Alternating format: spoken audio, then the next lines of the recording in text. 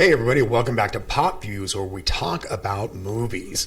The other day, Ralph and I were talking about 1986, and we couldn't come up with another year where so many iconic movies came out in the same year. And the 80s in particular, it seems like a lot of movies in the whole 80s altogether came out.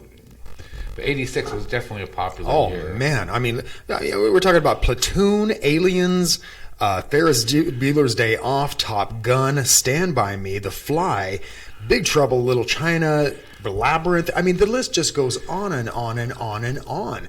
And I don't... Pretty in Pink, Blue Velvet. I mean...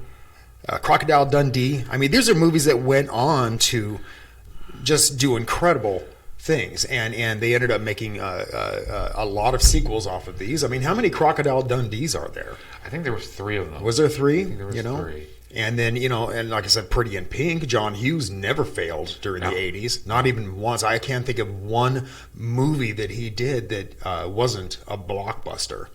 Well, some of the ones were... Pretty in Pink wasn't as much of a blockbuster. It was like 22nd grossing. Really? Yeah, surprisingly. But that definitely got a cult following. Oh, yeah, most definitely. One of the ones, too, is my favorites, is Little Shop of Horrors. A Little Shop of Horrors, absolutely. Love that movie. It seems like that year was a good year for movies because there was a variety of type of movies.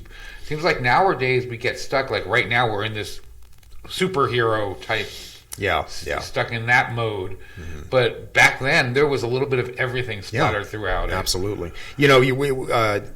Last week we talked about movie remakes and how they're all over the place, all these reboots. And Little Shop of Horrors is one of them that I really loved when they rebooted that and made it into a musical. Yeah. Because they did something new to it. Right. Right. And I love the music in that, man. Well, I like the original too with Jack Nicholson. Yeah. I mean, it has its quality to it, but I mean, it's definitely the one with Rick Moranis and Steve Martin.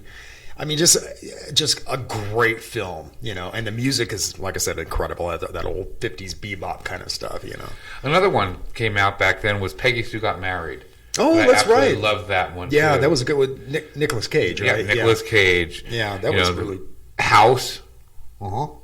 I mean, there was a little bit of horror, a little bit of drama, a little bit of comedy, a little bit of musicals, a little bit of everything. Yeah. And Labyrinth, like I said, Labyrinth came out in that year, and what an iconic movie that is. And it was a year of sequels, too. We had things like Texas Chainsaw Massacre 2 came out, Friday the 13th Part 6, Jason Lives. Did that come out all the way back then? That came out in 86. Wow. Yeah, now they're up to what? How many reboots and everything Who knows? Short Circuit, Money Pit. I mean, this was a year of golden. Mm-hmm. Yeah, it really was. Yeah, and you had also mentioned, you had also written down 9.5 Weeks, right? And that's another great film. Yeah, our version of Shades of Grey, right? And going hand in hand with that was Blue Velvet. And that was an incredible flick. Another one that came out that not everybody got to see, but I got to go see it, was Captain EO came out. Oh, I remember seeing going to that. Yeah. It was interesting. I like that they replaced Interesting is a good word for it. Yeah, I like that they replaced it with that Star Tours thing at Disneyland, Right. And I don't even know if they have Star Tours at Disneyland anymore. Yeah, they still do. Do they really? I mean, with the new Galaxy's Edge thing? Yep, they still have it. They actually, now you can go visit several different planets, Star Wars planets now. So is that right? Every time you go, you get a different ride. Oh, okay. Yeah. So that's kind of cool. But it wasn't just a good year for movies. There were some bad ones that year too, like Howard the Duck. Oh, well. Under the Cherry Moon. You know what? I liked that movie, that Prince movie, Under the Cherry Moon. It wasn't like, I think people went there expecting Purple Rain, and it wasn't that at all. It was, and I don't know, I liked it. Howard the Duck, though, that gained its own little following. People either loved it or they hated it. I mean, I was one of the ones that I was in the crowd that hated it. I think it was younger kids that liked it. I mean, it definitely was made for a younger audience. Yeah. They tried to do some of the adult humor in it, but it just didn't work as well as some other ones have. I can see them remaking that eventually. I hope not. God, awful flick. There's supposedly some remakes of some of these movies, like Big Trouble in Little China. I heard that you're thinking about remaking. Yeah, yeah.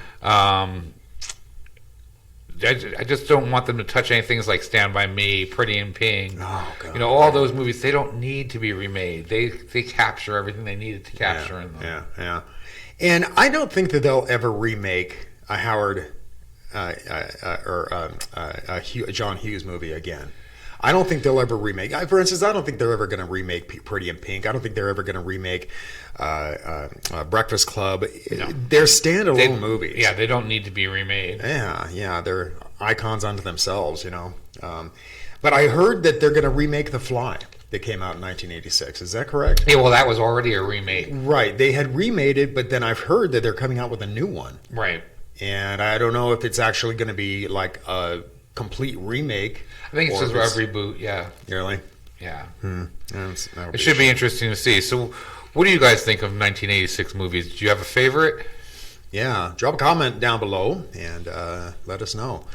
But anyway, yeah.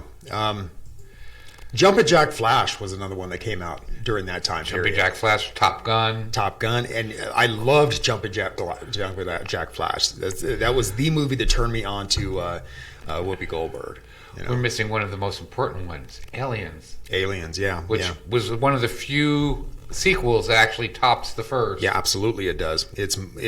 I don't know. It's an equal at least. It's at least an equal, if not better in some situations. I think the production value was much better in Aliens than it was in Alien. Well, yeah, because after it was such a success, they had the money to really back it up. Yeah, yeah. And what amazed me is that back in the 80s, we didn't have CGI like we have today. So everything was done practical. Yeah. So you watch, you know, a modern Alien movie, and it's just it's amazing to watch, but it's all CGI. You know, what they were able to do back then with practical effects just kind of blows my mind.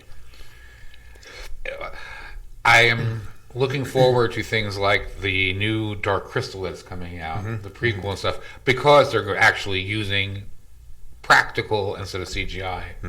To me, that makes a big difference in a movie. It really does. Oh, absolutely. I'm not saying that CGI is bad. There are some movies where it's used perfectly, but there's nothing better than practical. You know, not to harp on the remake stuff, but I mean, I hope to God that they never remake Labyrinth. And I can see them doing that strictly because they want to insert the CGI stuff into it and make it look prettier, you know, rather than so puppetry. And I hope to God they never do it, mainly because we don't have David Bowie around anymore. You know, and no one could fill his tights. No. I mean, seriously, he made that movie. I mean, that was all about him, you know. So, yeah. But, yeah, sorry to go on the remake thing again, but I just think there are certain movies that should never be remade. Leave it alone. And one of the things I like, you were mentioning the Dark Crystal series coming out. They are not getting away into the whole CGI thing. No, it's all puppetry still, you know, which I think is fantastic. Practical effects are the best. No, absolutely. Sometimes. I like what a lot of them are doing where they're incorporating the CGI into it, but not as much. You know? Some movies are relying just on CGI, and sometimes they're good, like, you know, the Alice in Wonderland and Through the Looking Glass. I think those were really well done, and those are like 90% CGI. But there's some other ones that it really sticks out that it's CGI. Well, and even movies like Lord of the Rings and The Hobbit, I mean, it's needed. You know, I mean, I couldn't imagine them putting those movies out with mostly practical effects.